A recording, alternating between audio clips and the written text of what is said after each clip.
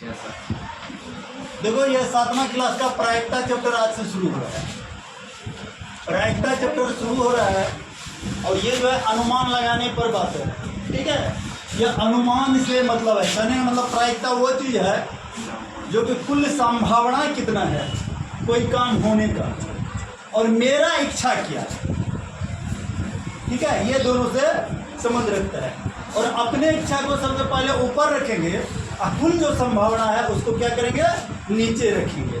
ठीक है, तो प्रायिकता बराबर बाद में एक फार्मूला आएगा, पहले इसके बारे में जानते हैं, उसके बाद फार्मूला आएगा जो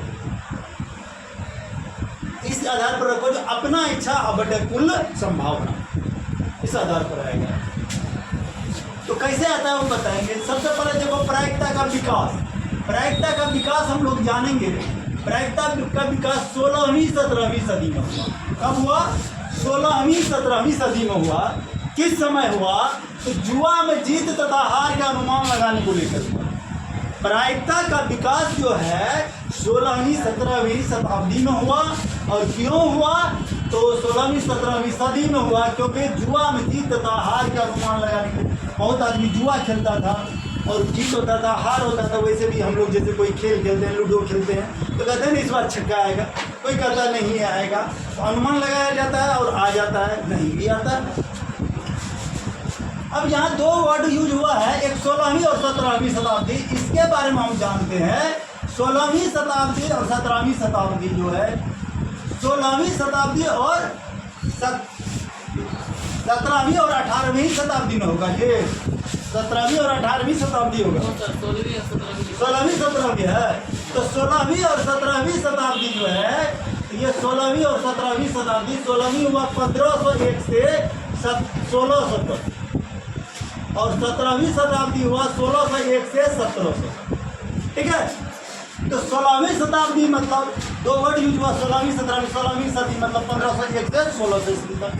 17वीं शताब्दी हुआ 1601 से 1700 ईस्वी तक। अब कहता प्रायिकता सिद्धांत का खोज, इस सिद्धांत का खोज को किसने किया?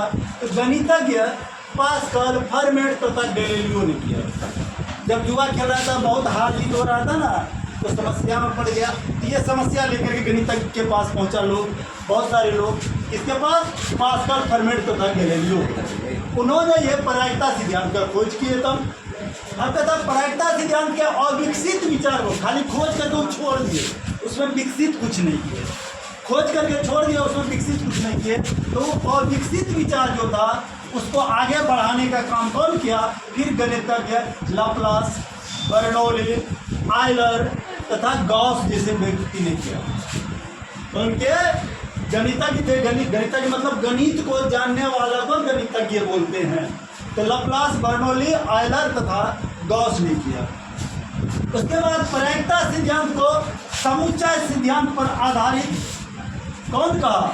समुच्चय सिद्धांत पर आधारित का, प्रायिकता सिद्धांत को समुच्चय सिद्धांत पर आधारित का कोलमोगोरोव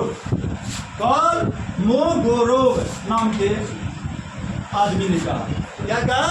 गणितज्ञ। कौन गणितज्ञ था? कोलमोगोरोव। इन्होंने समुच्चय सिद्धांत पर आधारित किया। ठीक है, उसके बाद यद्यपि प्रायिकता सिद्धांत का जन्म, प्रायिकता सिद्धांत का जन्म जो है जुआरियों, ताशबाजों आदि के समस्या के समाधान के लिए हुआ। क्या? इसके लिए यद्यपि प्रायिकता सिद्धांत का जन्म जुआरियों, ताशबाजों और आदि के समस्या के समाधान के लिए हुआ। ठीक है, जो जुआ तुआ खेलता था, ताश खेलता था। प्रायिकता सिद्धांत का महत्व और निश्चित घटनाओं के लिए हुआ। बोले थे ना, और निश्चित घटना के लिए हुआ था जिसमें लोग अनुमान, जैसे आज बारिश होगा, हो भी सकता है, नहीं भी हो सकता है। हम अनुमान कर रहे थे आज होगा, नहीं भी हो सकता है। तो यह अनिश्चित घटना हुआ।